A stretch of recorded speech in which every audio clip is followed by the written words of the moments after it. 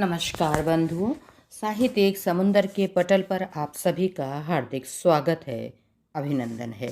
आइए आज सुनते हैं ज्योत्सना कपिल द्वारा भेंट में दी गई उनकी पुस्तक लिखी हुई इबारत से 2 लघु कथाएं। किस ओर? हम बालकों को स्कूल पढ़ने भेजे हैं या बेमतलब के काम के लिए? जब देखो मैडम जी नई नई चीजें मंगाती रहे हैं। अम्मा, अगर आज शीशे और फेविकॉल नहीं ले गया तो मैडम जी मारेंगी। हमारे पास नहीं है पैसे। किसी तरह पेट काट कर फीस के पैसों की जुगाड़ करो तो रोज स्कूल से नई फरमाइश। जीना मुश्किल कर दिया है इन मास्टरनियों ने। अम्मा, चुप कर छोरा। 2 झापड़ खा लेगा तो तेरा कछु न बिगड़ जाएगा। राजू बस्ता टांग कर मुंह लटकाए हुए विद्यालय चल दिया, पर कुछ पिटाई के भय ने उसकी गति को बहुत धीमा कर दिया था। कल ही तो मैडम ने सजावटी सामान न ले जाने पर उसे खूब भला बुरा कहा था और 2 चांटे भी लगाए थे। सबके सामने हुए अपमान ने उसके कोमल मन को बहुत आहत किया था। वह सुस्त चाल से चलता हुआ जा रहा था कि रेलवे लाइन के पास कुछ किशोर लड़कों के समूह ने उसका ध्यान आकर्षित किया। वह उत्सुकता से उस ओर चल पड़ा। वहाँ कुछ किशोर बच्चे जुआ खेलने में मगन थे।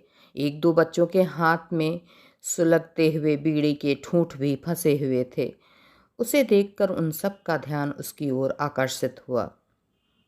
आ जा, खेलेगा क्या? वह मौन रहा। उसे समझ न आया कि क्या जवाब दे। बोल न खेलना है तो बैठ जा, एक ने फिर पूछा। मेरे पास कुछ नहीं, उसने विवशता जताई।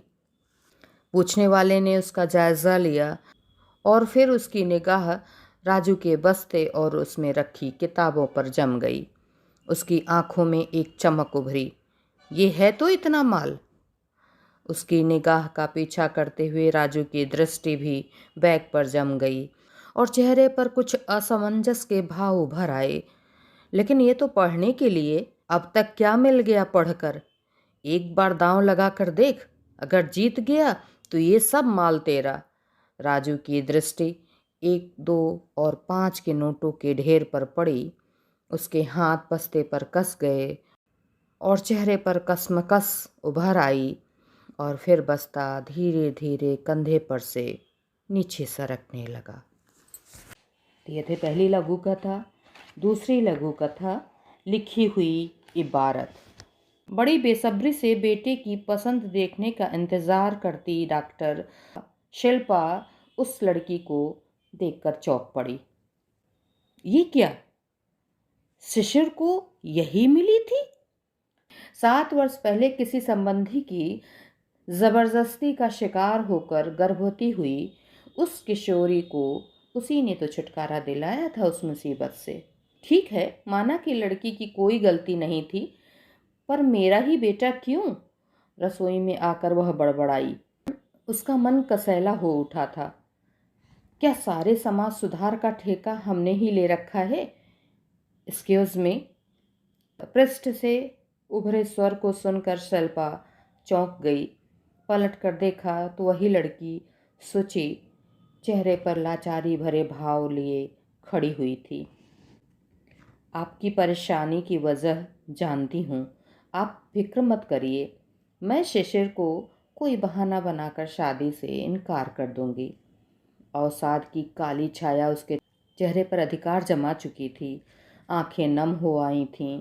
एकाएक शिल्पा कुछ कह नहीं पाई।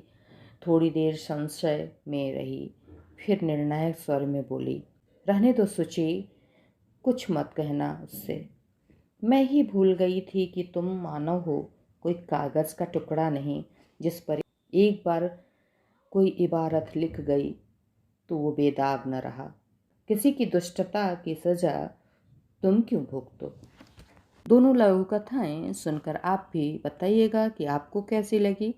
अभी के लिए इतना ही, फिर मिलते हैं। विदा।